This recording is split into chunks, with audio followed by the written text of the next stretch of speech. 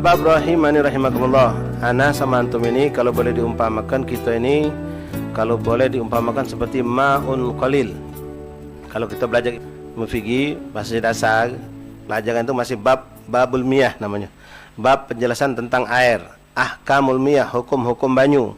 Ada disebut ma'ul kathir wa ma'ul qalil, dibagi menjadi dua air itu. Air yang sedikit dan air yang banyak. Air yang sedikit adalah air yang aqall min kullatain, yang kurang dari dua kullah. Ini banyu yang sedikit, ikhwan rahimakumullah, yatanajjasu binajasatin, akan menjadi najis hukumnya kalau kejatuhan najis, walau lam yataghayyar ta'muhu wa rihuhu walaunuhu, walaupun tak berubah bau, warna dan rasanya. Ini air akan najis, dan dia bisa menjadi derajatnya turun dari suci mensucikan, tahirun mutahharun. Suci mensucikan itu air yang Masya Allah bisa digunakan untuk makan minum, bisa digunakan untuk mandi wajib, bisa digunakan untuk berwudu, bisa digunakan untuk membersihkan najis. Fungsinya banyak untuk ibadah terutama. Dibuat makan minum pun bisa, didinginkan diminum segar. Nah, ini derajat mukmin yang mustaqim.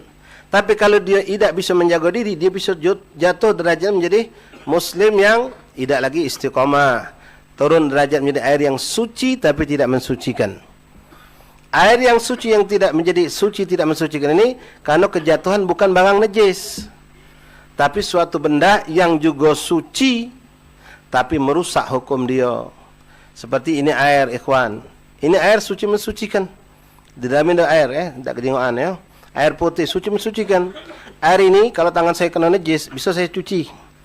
Kalau saya berwuduk pakai untuk cuci muka untuk wuduk bisa, diminum bisa. Tapi ketika sudah masuk benda suci, gula, bas dirasakan, oh manis, banyak apa? Banyak gula juga. Maka hukumnya turun derajatnya. Tak lagi suci mensucikan. Suci tapi tidak mensucikan. Diminum masih boleh, tapi untuk menghilangkan najis tak bisa lagi. Buat wuduk tak bisa lagi. Buat mandi wajib tak bisa lagi. Kenapa? Kejatuhan benda suci tapi merusak hukumnya. Ente taruh kopi, sudah nyingok hitam, banyak apa? Sekampung angat ente keliling tanya banyak apa? Banyak kopi kalau ngomong. Ya, ente campur belau, bau cuci biru, banyak apa? Banyak belau, tahu kalau suci tapi tidak mensucikan. Nah, seperti itu kondisi kita ikhwani. Kita ini ma'ul qalil. Mugola sudah alim semacam apapun, wong muda ni masih ma'ul qalil. Mugola ente sudah hadir tiap malam seminggu 14 majlis ente hadiri. 14 majlis dari 7 ustaz misalnya, Masya Allah, ente masih ma'ul qalil ikhwan. Kondisi kita lemah, nak dijaga benar-benar. Jangan sampai macam ini, ente harus tutup. Kalau ente tidak jaga, masuk ada tai cecek masuk nyemplung, habis. Mugola dia ma'ul zam-zam, walaupun dia banyu zam-zam sekalipun. Maaf, keturunan habaib, keturunan kiai, keturunan wali. Tapi kalau tak dijaga, kemasukan najis, rusak, terbuang. Tak kata yang bakal mau minum air itu. Digunakan untuk bersuci pun tidak. Banyu zam-zam tu, air najis saja. Walaupun itu baunya air yang mulia. Apalagi banyu biasa. Ya, kalau banyu zam-zam berebut orang ambilnya. Ketika dia belum bercampur dengan sesuatu yang kotor. Air zam-zam, kemasukan tanah, kemasukan debu. Orang tak galak juga minumnya. Hukumnya pun juga tidak lagi suci mensucikan. Jadi nak ditutup, nak dijaga. Nah, sekarang posisi kita katakanlah saat ini kita duduk di majlis ini, ana dan antum sama ikhwan seperti air yang suci mensucikan. Tapi ketika ini keluar dari sini, kita ni bagaikan di lautan nih. Seperti di lautan. Al-annahna ma'ul kathir. Kita ni banyu yang banyak sekarang. Ya, karena duduk di tempat yang baik dan keadaan yang baik, di tempat yang Masya Allah majlis yang luar biasa. Tapi ketika sudah kita keluar masing-masing, kita seperti air yang secangkir ini. Ma'ul qalil, nak harus dijaga. Kalau ente masukkan gula, kena gula, berubah sudah hukumnya. Tak lagi suci mensucikan. Apalagi kalau kemasukan itu debu, tanah, kotoran, walaupun tidak najis. Nah, apa maksudnya Habib? Maksudnya seperti itulah kondisi kita ikhwani. Ketika kita selalu duduk bersama, itulah bagaikan lautan. Di tempat yang baik dengan orang yang baik. Nah, atau kalau kita rami-rami seperti beliau Habib Ali Bahsin, guru-guru kita yang mulia yang masih hidup sekarang atau yang sudah wafat para aulia, mereka kalmaul kathir, seperti air yang banyak, seperti air sungai, air lautan. Kejatuhan najis apapun suci tetap suci. 10 bangkai sapi diuntal kuang karena penyakit kemarin. Ya, lambat disembelih mati diuntal kuang ke sungai. Tetap air suci mensucikan, tidak pengaruh buat mereka. Karena mereka sudah kokoh imannya, ilmunya luar biasa, ibadahnya luar biasa. Ada keburukan-keburukan menghintari, mendekati mereka, tidak berpengaruh buat mereka. Tapi saya dan antum ikhwan, kita seperti air yang sedikit. Saat ini kita bagaikan lautan. Seperti di lautan, ma'ul kathir. Tapi setelah keluar majlis, kita ma'ul qalil. Kejatuhan, tak cecek sedikit baik. Ma'ul qalil ini semasuklah seember ikhwan. Ya, belum 2 kula itu. Seember, sedegam itu masih ma'ul qalil, apalagi cuma secangkir. Ketemu debu masuk keruh, dah terpakai lagi sudah. Nah, artinya apa? Ketika kita di dalam ini, tempat ini kita selamat. Kita bagaikan apalagi dalam rumah Habib Basin ini, dalam majlis taklim, di waktu yang penuh berkah, duduk bareng. Ini seperti di lautan. Ya, ada buruk-buruk yang masuk ke sini, justru yang buruk itu akan jadi bersih. Yang buruk itu akan jadi bersih. Ada kotoran di luar sama masuk, maaf ya, insyaallah di sini tidak ada. Ada orang yang ahli maksiat, ada orang yang ahli lalai, kelalaiannya luar biasa kental. Hadir malam di sini, dia tidak pengaruh untuk kita. Bahkan dia akan terpengaruh insyaallah.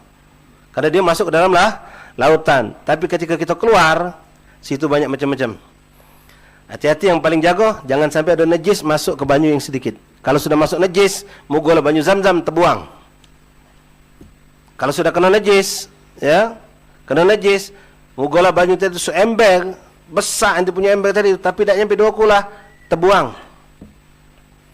Kalau dia bukan najis, artinya bukan orang fasik yang kental. Kalau najis itu sudah kekufuran, kafir itu. Adanya akidah-akidah yang melesetkan akidah kita masuk. Walaupun kita tidak berubah, tapi akidah kita sudah berubah. Karena akidah ini tidak nampak. Semayang tetap semayang, majlis tetap majlis, tapi akidahnya sudah berubah. Itu orang sudah kemasukan najis. Ya, entah dia jadi naudzubillah musyrik tanpa dia sadari, atau sudah keluar dari syariat Islam, atau kena yang termasuk najis bergaul sama orang yang fasik. Keluar dari sini kita tercicip lagi dengan maksiat di luar. Tercicip lagi dengan gawe-gawe yang diharamkan Allah. Kalau kita bukan lautan, kita bagaikan air yang sedikit. Walaupun hari ini saat ini suci mensucikan, tapi keluar ente mampir, ente mendatangi atau didatangi dan ente tidak lari oleh kefasikan, ente bakal terjingok lagi. Habis jingok kitab, habis jingok oleh ustaz, jingok putus habaib, jingok lagi maksiat. Seperti hari ini, kotor lagi dia. Ya, tidak lagi suci mensucikan. Suci tapi tidak mensucikan. Atau boleh jadi mungkin lemak. Air suci mensucikan ini campur susu, lemak diminum. Tapi buat bersuci bisa tak? Tak bisa. Nanti diajak gawe-gawe yang melalaikan. Diajak makan ke sana, majlis lupa. Misal, karena bergaul sama orang yang salah. Dia tak ngajak kita maksiat, tapi membuat kita turun derajat. Itu kawan yang melalaikan, diajaknya maaf, misalnya mancing, main gaplek, nonton bola, atau apa yang sifatnya bukan maksiat. Yang sifatnya bukan tapi kita lepas dari kebaikan. Semayang itu biasa berjamaah. Pas itu tidak lagi berjamaah mulai. Tetap semayang. Salat, biasanya habis salat, selesai assalamualaikum warahmatullahi wabarakatuh, baca wirid. Habis wirid selesai, berdoa, salat sunnah. Gara-gara melok mereka kami, habis semayang, langsung tegak kalau kawan kita. Kita bingung apa tegak kalau. Baik cepatlah, kekit lambat. Udah ada mobil kalau. Akhirnya terpelok, ente apa takut terlambat. Semayang lepas sunnah, wirid juga tidak dibaca. Nah, itulah kondisinya seperti air yang tadi suci mensucikan, kemasukan benda itu benda suci, tapi merusak hukum. Kita turun derajat. Jadi suci tidak mensucikan. Nah, kalau inti akrab sama macam itu, derajat inti yang suci mensucikan seperti air yang suci mensucikan, yang mana air suci mensucikan itu bisa digunakan untuk bersuci, berwuduk, mandi wajib, istinja, membersihkan najis, berubah jadi suci tidak mensucikan. Artinya inti tadi seharusnya pulang bawa berkah untuk keluarga inti. Pandangan inti ke anak inti dapat berkah mereka. Inti pegang kepala inti berkah, belum lagi ilmu yang inti sampaikan dapat segala macam, dapat keberkahan majlis. Rumah inti dapat pandangan Allah, rahmat Allah, berkat inti menjadi orang yang soleh, berubah. Tak lagi. Ya, cuma tinggal casingnya baik. Nah, hati-hati. Air walaupun suci, walaupun dia kawan kita muslim, tapi kalau ngajak kita untuk lalai, seperti itulah keadaannya. Sama dengan kopi, sama dengan gula, sama dengan susu, sama dengan belau. Ya, kalau yang bogok dikit masuk minyak.